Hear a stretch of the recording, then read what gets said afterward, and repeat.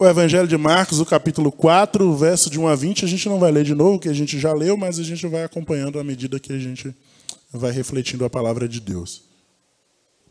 Eu queria te convidar a fazer uma breve oração, dizendo: Senhor, fale comigo. Eu não quero ser indiferente a essa palavra.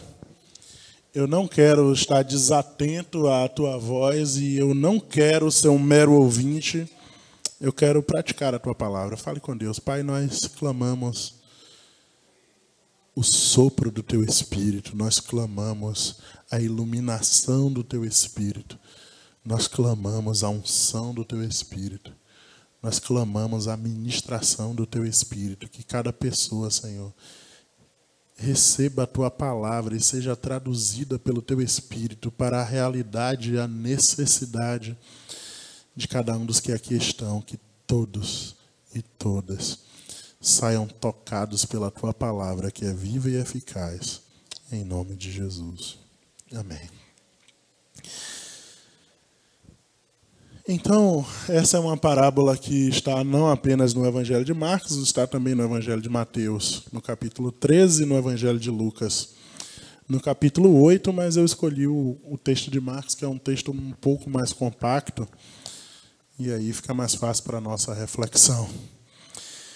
E aí os irmãos já sabem, eu creio que quase todos já sabem, mas aqueles que não sabem vão ficar sabendo o que é uma parábola. Uma parábola, assim, em linhas gerais, é uma história contando realidades do dia a dia, do cotidiano, história simples, realidades concretas, e que tem uma função de provocar reflexão e levar o ouvinte a buscar discernir um ensinamento espiritual, uma lição espiritual. Então a parábola não fala apenas dela em si, daquela historinha em si, mas ela aponta para outras realidades espirituais e ela é provocativa, ela é muito clara e ela nos desafia. E é como se fosse uma pergunta que cada ouvinte vai dar a resposta.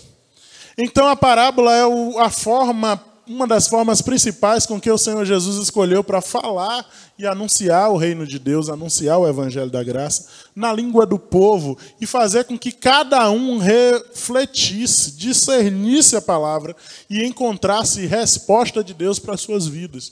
Isso é importante, porque Jesus nunca foi daqueles que julgava ser o único detentor da palavra e a relação era apenas de um monólogo. Não, Jesus fazia da palavra algo dinâmico, que tocasse a vida das pessoas e que as pessoas participassem do encontro da palavra, do encontro com a palavra de Deus. E aí a gente vai então para essa história muito conhecida nossa. E Jesus vai dizer justamente isso no verso 9, ele vai dizer: quem tem ouvidos para ouvir, ouça. Ou seja, ele vai dizer: escute essa palavra, essa parábola, essa história, e ouça, reflita, pare, pense, perceba como Deus quer intervir na sua vida, de que forma Deus está se comunicando com você a partir dessa história. E assim continua sendo a palavra de Deus hoje. A fala de Jesus no verso 9 para aquele povo é a fala de Jesus para mim e para você. Se você tem ouvido para ouvir, ouça, perceba, discirna em que Jesus está falando para você a partir dessa história. E aí a história é muito simples. Jesus vai falar de um agricultor, e é uma história extremamente comum na Palestina, gente que está semeando. Então o agricultor vai passando e lançando sementes para o seu plantio. Só que as sementes elas vão caindo assim, né? Eles vão lançando e a semente vai encontrando lá o seu lugar, o seu espaço. Só que acontece que a semente cai em diferentes solos. Em diferentes solos. E aí a história é muito simples. Jesus vai dizer que algumas sementes vai cair na beira do caminho, vai ficar à toa, assim, e tudo mais, não vai ter raízes. E Jesus vai dizer que outras vão cair entre pedregais, outras vão cair entre espinhos, e outra vai cair em terra boa, vai dar frutos. Uma linguagem absolutamente simples. O povo que seguia Jesus sabia exatamente do que Jesus estava falando. Pronto, Jesus está querendo ministrar a verdade do reino de Deus a partir de uma linguagem simples do cotidiano. Mas eu queria que a gente observasse isso aí bem com bastante atenção. Uma coisa muito, muito comum e muito clara nesse texto é de que Deus é o agricultor. Então Deus toma a iniciativa de lançar a semente do Evangelho, de lançar a semente do reino de Deus. Deus está sempre lançando a sua palavra. Deus está sempre nos convidando a ouvir sua voz. Deus está sempre agindo na nossa vida para gerar frutos de justiça. Sempre. Deus é o agente primeiro dessa relação. Deus é o agricultor. Deus é o agricultor. Então a palavra de Deus é graça, é dom exclusivo de Deus. A palavra do Evangelho, a ação poderosa do reino de Deus em nossas vidas, não é alguma coisa que a gente tenha o poder de alcançar, ou que a gente tenha o que contribuir para que Deus venha até nós. Não, Deus já está agindo. Agora é o seguinte, o tipo de solo que será o coração daquele que recebe a palavra, aí sim, isso depende de cada um de nós.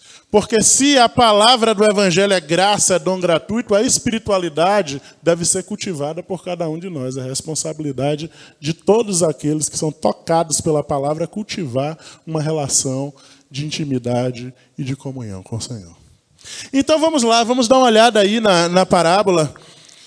E por que pensar nessa parábola no último dia do ano? É porque a gente sempre faz planos para os próximos dias, o ano vindouro. E o desafio da palavra de Deus para nós é que a gente seja terra boa. O que a gente precisa sair daqui desejando, dentre as outras coisas que eu sei que vocês vão orar e vão clamar e vão colocar diante de Deus em oração daqui a pouco, a sua oração nessa noite precisa ser: Senhor, que o meu coração seja terra fértil, onde a sua palavra germine e dê muitos frutos. Sabe por quê? Porque a gente está acostumado a olhar para essa parábola e pensar que aqui está falando de tipos distintos de pessoas. E aí é muito fácil. A nossa matemática evangélica é simples. É assim: quem é essa ralé toda aí que a palavra não frutifica? Os ímpios, os descrentes. Quem é a terra boa que dá fruto? Os crentes. Pronto, tá fácil, né? Pronto, quem é crente é terra boa, dá fruto do reino de Deus. Quem não é crente é tudo terreno que está à beira do caminho, a semente. Não é bem assim. Na verdade, esse é um desafio para todos nós, porque o nosso coração, em momentos distintos, pode ser qualquer um desses solos. Há momentos em que o Senhor está semeando a sua palavra, e o nosso coração é como aquele caminho lá à toa que não pega, a semente não germina.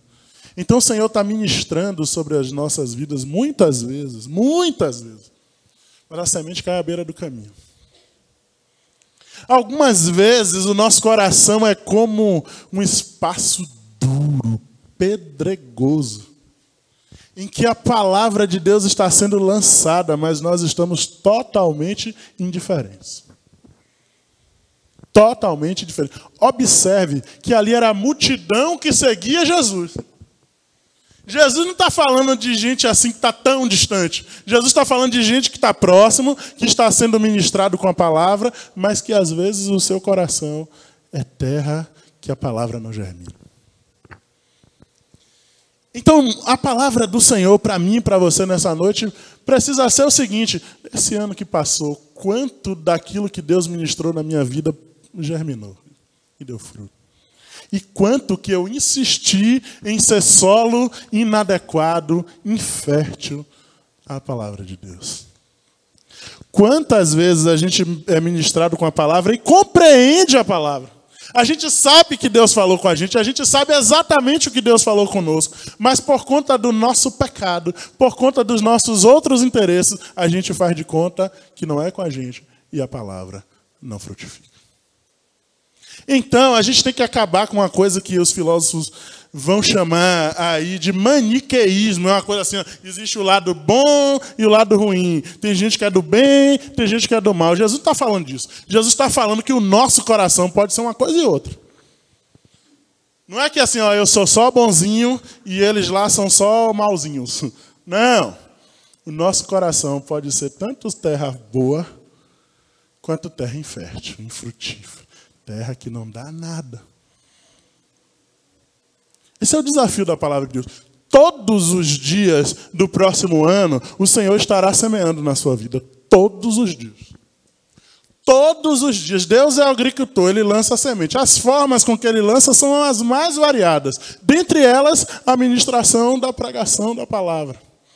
Mas Deus está semeando todo santo dia na sua vida, meu irmão. Meu irmão, todos os dias. E que tipo de solo é o meu coração e é o seu coração? Então observe aí, né? Eu chamei o seguinte, eu disse que há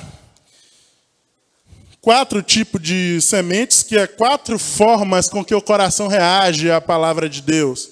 Então a semente à beira do caminho é o coração indiferente.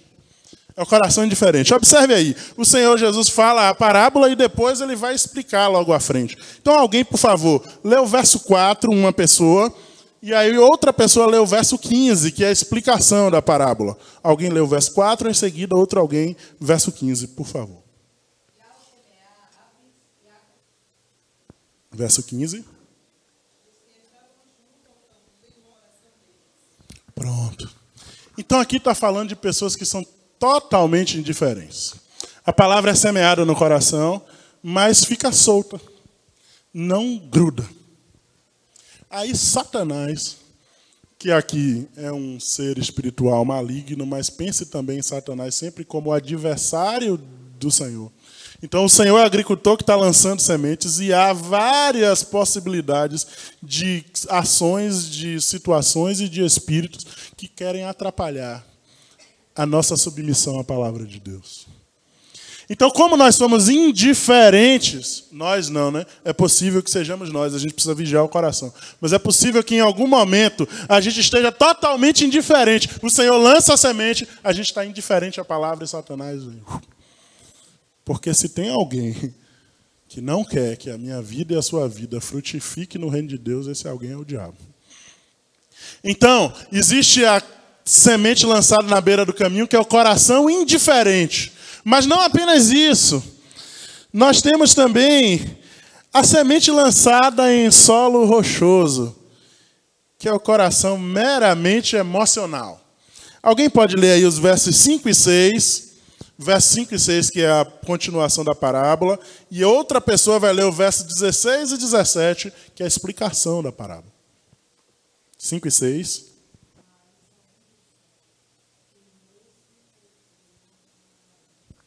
Pronto, verso 16 e 17.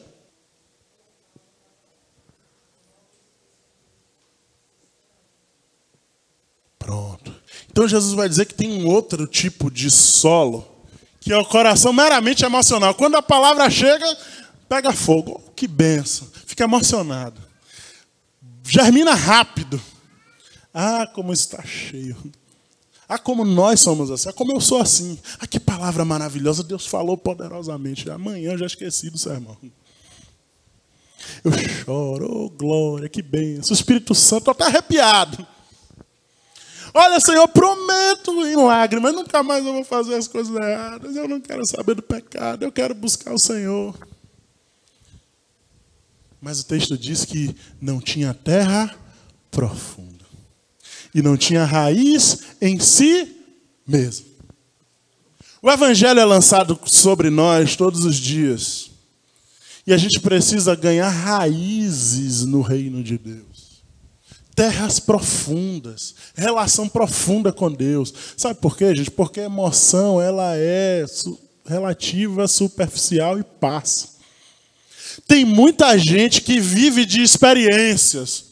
E no dia que não tem uma emoção, não tem um arrepio, não tem alguma coisa, Deus não fala mais comigo. Tem muita gente que se emociona fácil. Tem muita gente que o coração é assim, supostamente já está dando muitos frutos. Eu sou um pouco cético, porque assim, a gente já cético nesse sentido, tá? A gente que já caminha nessa estrada há muito tempo, a gente sabe, né? O cara está com a vida toda destruída, amanhã ele se converte, do outra semana ele já é missionário e pregador. Não é assim que funciona. Inclusive a palavra de Deus diz que os líderes, os pregadores, os mestres não podem ser neófitos, novos. É preciso ser experimentado na caminhada. Então, gente que de repente já fala evangélico, gente que já virou santo, gente que já não tem mais nenhuma dificuldade, cuidado com isso. A palavra precisa ganhar raiz. Primeiro a semente morre, a semente dá raiz, depois cresce. Surge os galhos, as folhas, e aí o fruto na estação própria. Então, o meu coração e o seu coração pode ser esse, coração emocionado. Todo dia recebe a palavra e fica todo derretido. Mas não tem raiz profunda. O convite de Jesus para mim e para você nessa noite é deixar com que o evangelho ganhe raízes profundas, profundas, profundas. Nós precisamos ir buscar a seiva do evangelho numa espiritualidade profunda, de comunhão com Deus, que está para além das emoções. Eu sei em quem tenho crido. Não é eu sinto. Eu posso sentir é bom. Mas eu sei em quem tenho crido. Me perdoe aí os irmãos, mas eu preciso dizer isso. Claro que existe um tempo assim que a gente está mais ativo, existe um tempo que a gente está mais frágil, mas esse negócio de gente que está todo dia, estou fraco na fé, para com isso, pelo amor de Deus. Um dia está forte, um dia está fraco. Um dia tá... Raízes profundas. Você precisa buscar a Jesus. E ter compromisso. Tomar partido. Porque o anúncio do evangelho aqui é um anúncio do reino de Deus, que é um reino subversivo, que é um reino contra a lógica desse mundo. Contra as estruturas do mal. É Jesus dizendo assim, olha, eu estou lançando a semente, se você disser que você vai aderir ao meu reino, vai deixar que eu seja rei, você vai ter dificuldade. E aí esse emocionado é aquele que na hora da perseguição, da tribulação e da dificuldade, inclusive por causa da palavra, ele se escandaliza. E esse escandalizar aqui tem a ideia de que tropeça, cai. Cai.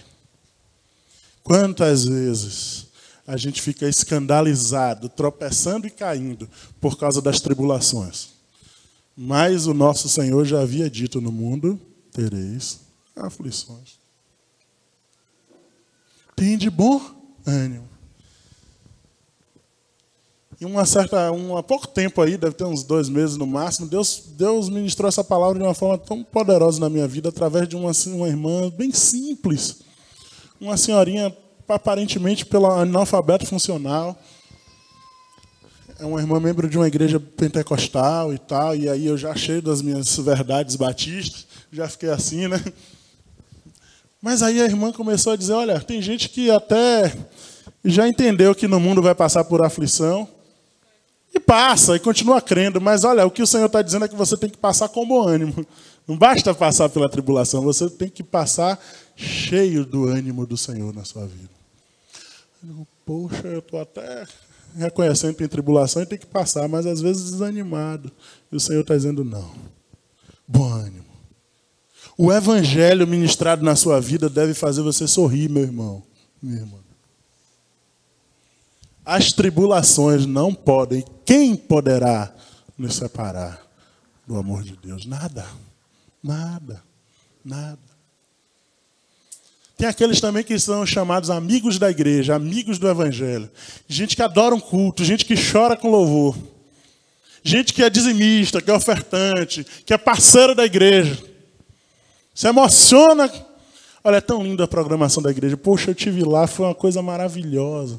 Mas não se rende ao senhorio de Jesus. Jesus não quer suas lágrimas apenas. Jesus quer ser Senhor da sua vida. Você precisa tomar posição ao lado de Jesus. Precisa ficar claro para todo mundo que Jesus é Senhor e que você é discípulo e discípula de Jesus. Ninguém pode ter dúvida. Você é cristão ou não é cristão? Não, está claro que Jesus é Senhor da minha vida. E eu sou um pequeno Cristo. A luz de Jesus brilha em mim. E eu sigo o projeto do reino de Deus. Porque a semente do evangelho lançada em mim precisa dar frutos. Precisa. A terceira semente, aquela que caiu entre os espinhos, é o coração com interesses mundanos. Coração com interesses mundanos. Alguém lê o verso 7 e a mesma pessoa então lê depois o verso 18 e 19. 7, 18 e 19.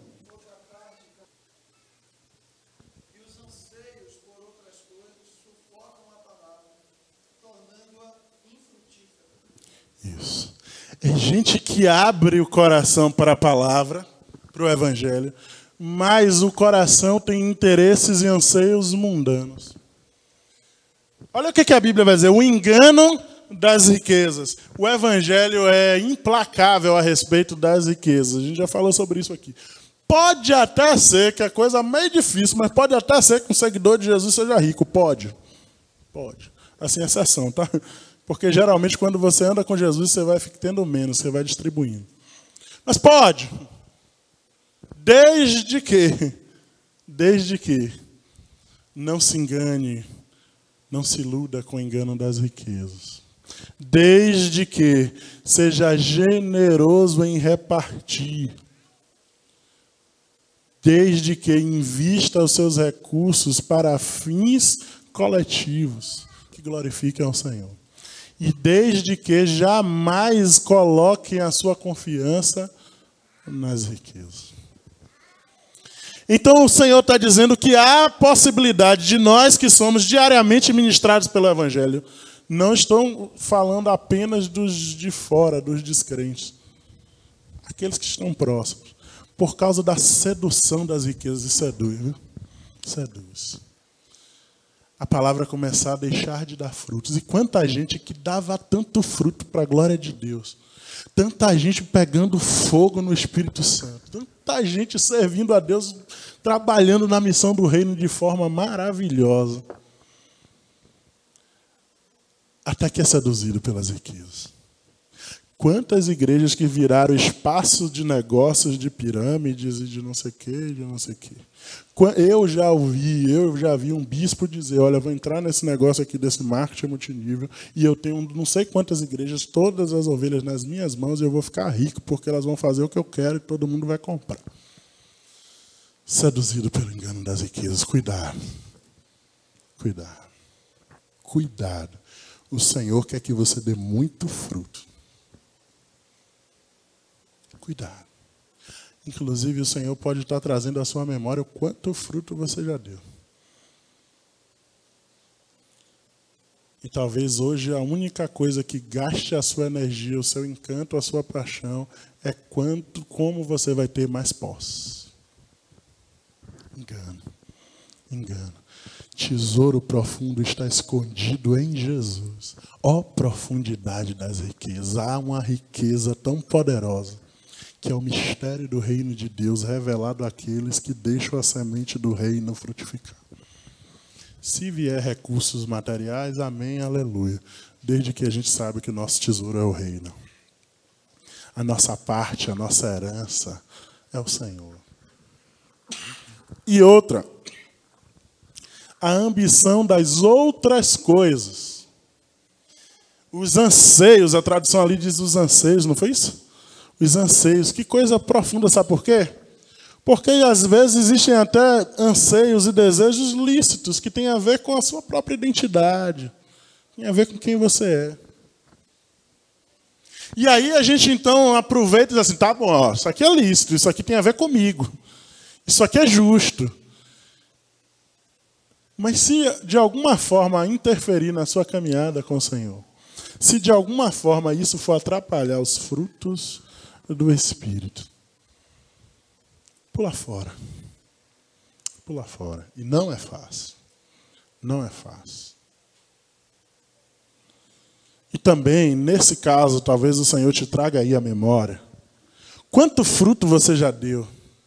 Quanto das suas energias, do seu pensamento, no seu dia a dia era gasto com o reino de Deus, mas agora só aquilo que você anseia domina seu coração, sua mente, seu desejo, suas energias.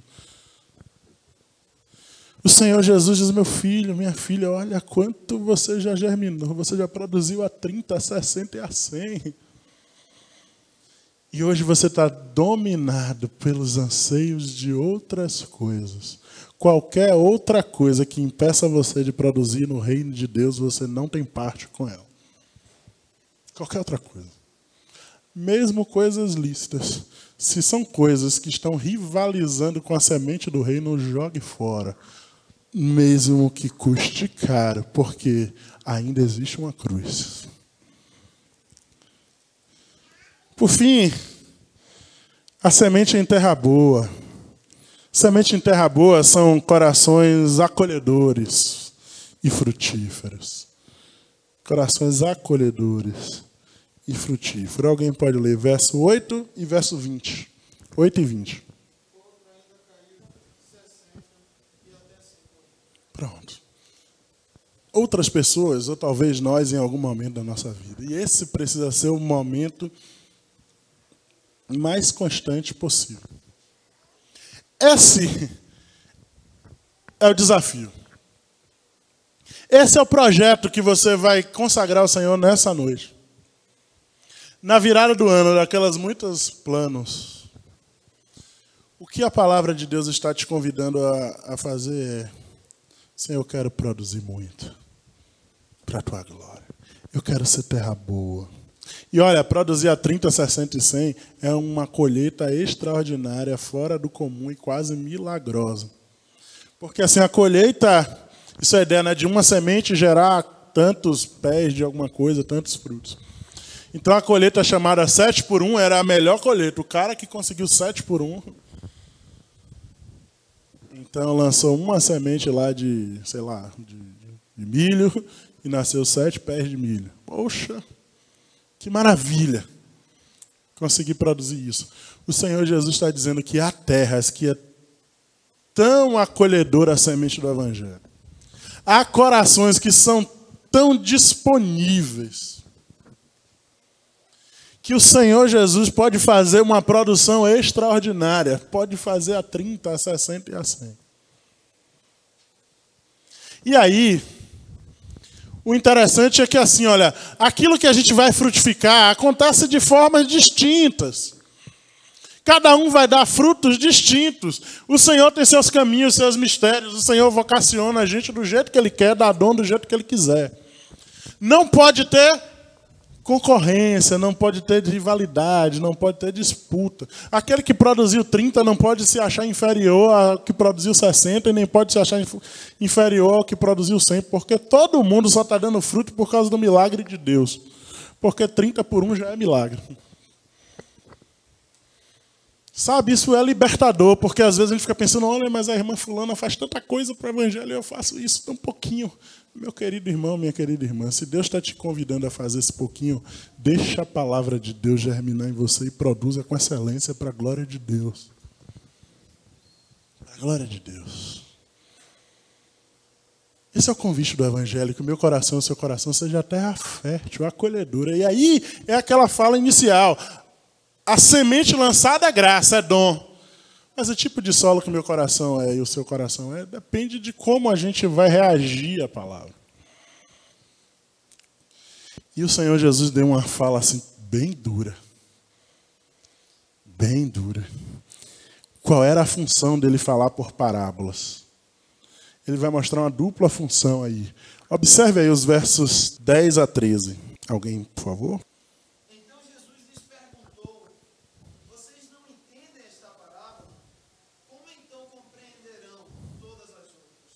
Olha que coisa, que palavra dura, né? Eu confesso para os irmãos, deixa eu confessar os segredos de pregador que fica se batendo com o texto e geralmente a congregação não sabe.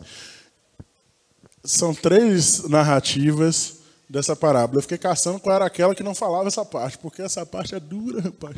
Será que tem alguém que falou aqui e não fala? Não teve jeito, todas as 3 falaram. Porque olha aí o que o texto está dizendo. O texto está dizendo: Jesus, por que você fala em parábola, Senhor? Ele diz: eu falo para que os que estão de fora não entendam. E não se arrependam, e não se convertam, e não sejam perdoados. Como assim? Mas o seu projeto não é justamente que as pessoas entendam, se convertam e sejam perdoados? Mas é que essa linguagem, ele está citando o profeta Isaías, mas aqui é assim, ó.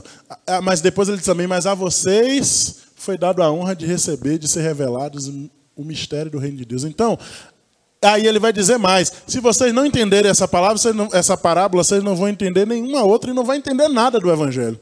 Porque essa parábola, essa história simples, é o coração do evangelho. O Senhor está lançando sementes. E a gente precisa ser terra fértil, senão não vai germinar. Ponto. Isso é o evangelho. Ser terra fértil é tomar partido ao lado de Jesus, fazer parte do projeto do reino de Deus, que é subversivo e é anti-reinos desse mundo.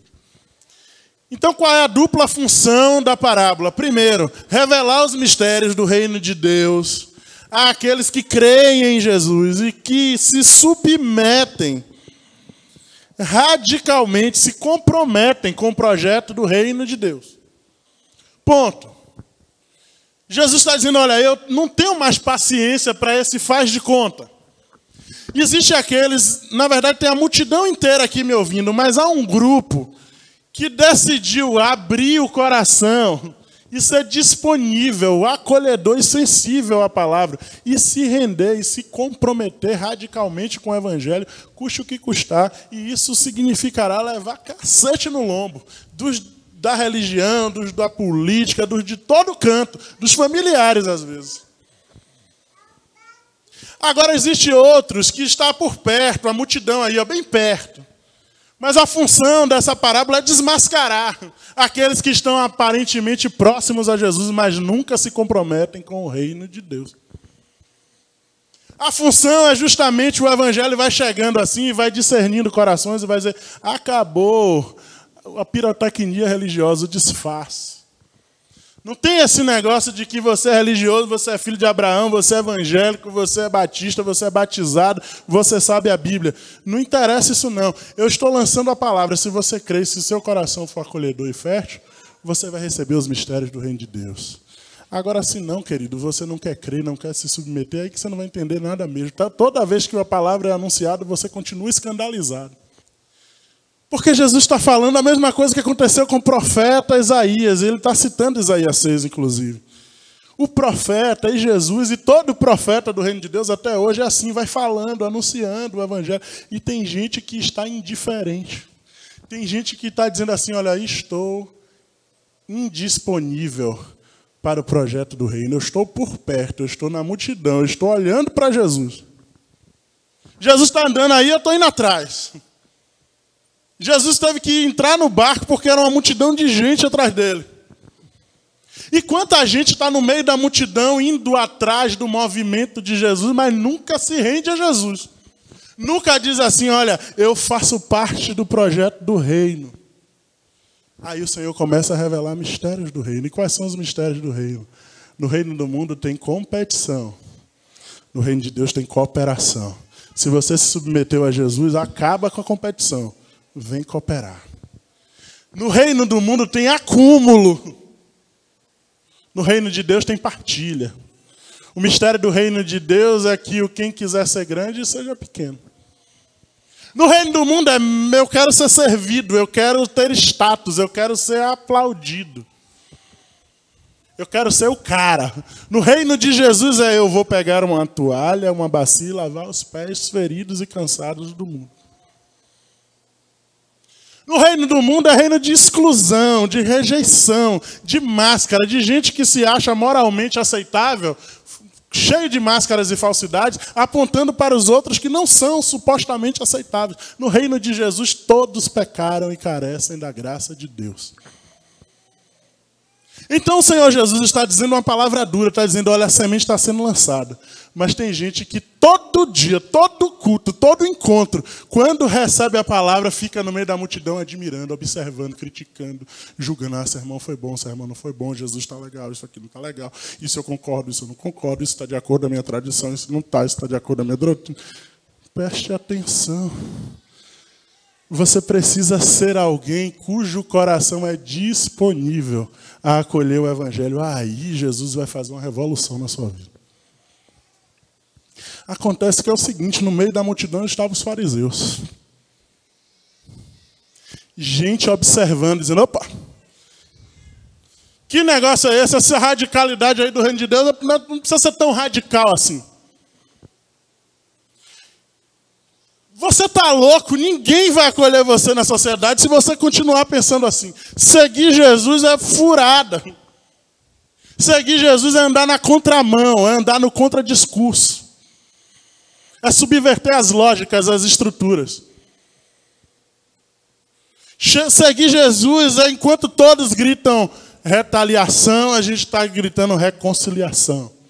Enquanto todos gritam bandido bom é bandido morto, a gente está gritando bandido bom é bandido transformado, convertido, tendo acesso a todos os direitos. Enquanto todo mundo está gritando que mulher é pequena, inferior, que negro não tem alma, que gay é o capeta, a gente está dizendo todos foram alvos do amor de Deus, porque Deus amou o mundo de tal maneira.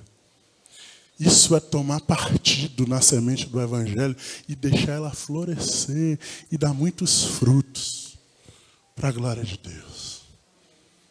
Está cheinho de gente assim ao redor, no chamado movimento de Jesus, que é aquele outro tipo de terra e que está só observando. Gente que talvez você esteja dando ouvido mais do que a palavra, e esteja deixando de viver uma produção espiritual extraordinária.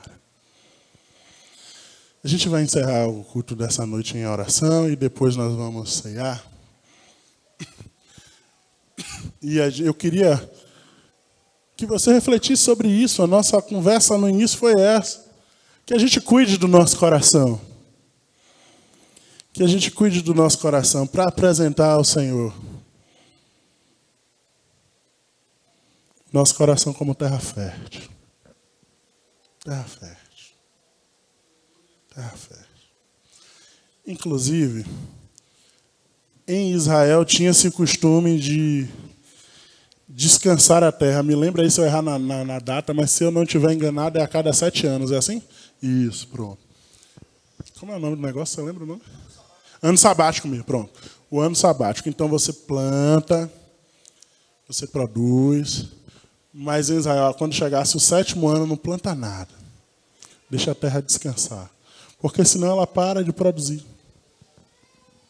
Ou senão também não pode ser uma monocultura. Até hoje acontece isso, né? Você não pode ficar plantando apenas a mesma coisa, senão ele vai sugar todas as energias e os nutrientes. Talvez você tenha dado muitos frutos. Muitos. Mas chegou um tempo na sua vida em que já não dá mais fruto. Você tem consciência da semente. Você tem consciência de que você é solo em que Deus está lançando semente.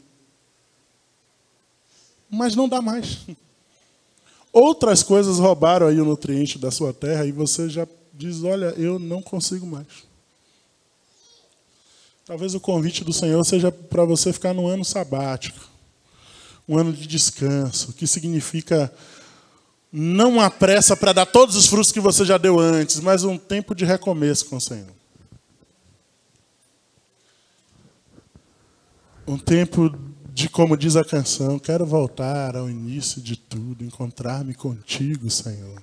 Quero rever meus conceitos, valores. Eu quero reconstruir. Vou regressar ao caminho, vou ver as primeiras obras, Senhor. Eu me arrependo, Senhor, me arrependo, Senhor. Eu quero voltar a Deus. Sem a pressa, porque de novo entra aquela ansiedade. Pronto, recebi a semente hoje e amanhã vou... Não exagere não, porque você sabe que você é frágil.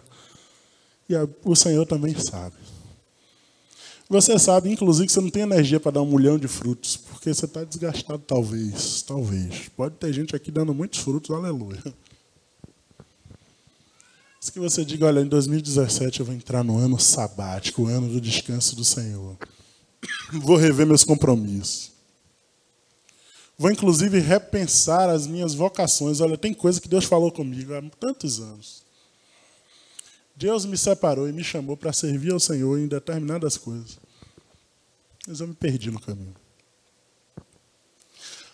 Olha, eu assumi um compromisso no começo do ano passado de que eu ia ser fiel, que eu ia estar participativo nos cultos. Mas bagunçou tudo. Mas em vez de eu ficar reclamando e dizendo oh, que vergonha, mas a partir de agora eu vou recomeçar. Eu vou recomeçar a orar, eu vou recomeçar a ler a Bíblia. Eu vou recomeçar a jejuar. Eu vou recomeçar a evangelizar. Eu vou recomeçar a confessar os pecados logo, sem justificar nada. Eu vou recomeçar a buscar direção dos meus líderes espirituais. Eu vou recomeçar a deixar o coração como terra fértil para receber a palavra e me livrar desse espírito crítico daqueles que apenas observam. Eu vou recomeçar a buscar a Deus. Eu vou recomeçar a buscar os dons espirituais. Eu vou recomeçar a exercer o dom que eu recebi do Senhor. Eu vou recomeçar a caminhada, mesmo que eu tenha parado zilhões de vezes. Eu vou rever as estruturas da minha casa, da minha família, dos meus relacionamentos. Eu vou repensar amizades que eram tão profundas, tão bonitas e que eu deixei falhar. Eu quero que o Senhor dê frutos na minha vida. Isso vale para todo mundo, para qualquer idade. Talvez você seja adolescente, jovem, e está encantado aí com o mundão, e antes você tinha um desejo profundo da palavra de Deus, você vai começar. Então falta 10 minutos para as 12. E tradicionalmente a gente usa os 10 minutos para dobrar os nossos joelhos, ou ficar sentado, em pé, do jeito que você entender que é a melhor forma. Passar esses 10 minutos agradecendo a Deus pelo ano que passou. E consagrando ao Senhor o próximo ano. Certamente, eu me lembro que uma vez, não sei se foi eu ou foi o pastor Mário, passou o tempo, enquanto estava pregando, os irmãos, fica aí falando sozinho, eu vou orar, porque esse horário aqui é sagrado. Então, assim, você veio com muita coisa para colocar diante do Senhor, eu sei, coloque. Sabe qual é a única oração que não serve? É aquela que não é feita. Toda oração feita com sinceridade pode estar até aqui e ali equivocado teologicamente, mas se é com sinceridade de alma, todo aquele que invocar o nome do Senhor será salvo. Então coloca tudo que você trouxe aí no altar do Senhor. Agradece, pede perdão, confessa pecados, relembra tudo que viveu esse ano, tudo que puder. Consagra o próximo ano, mas no meio dessa oração, diga: Senhor, eu quero que o meu coração seja terra fértil e que pelo regar do teu Espírito dê muitos frutos para a glória do teu nome. Quando a gente ouvir os pipocos aí que levantar, a gente vai confraternizar, mas a gente vai cear. No final a gente vai encerrar com a ceia. Então não sai correndo não, a gente vai passar mais uns 10 minutos depois da virada do ano ceando. Vamos orar ao Senhor, que Deus continue trabalhando e aplicando a sua palavra em nossos corações.